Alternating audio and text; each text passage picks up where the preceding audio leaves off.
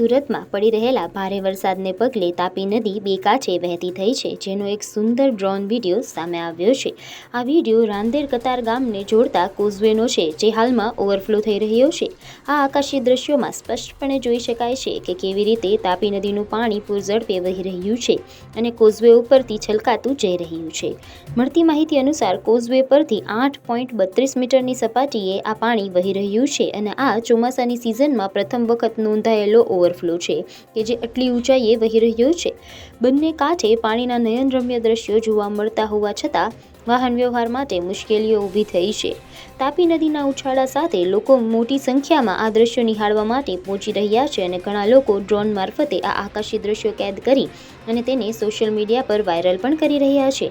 આ દ્રશ્યો એક તરફ સૌંદર્યનો અનુભવ કરાવે છે, ત્યારે બીજી તરફ નદીના વધતા પ્રવાહથી સાવચેતી રાખવાની પણ સૂચના આપી રહ્યા છે।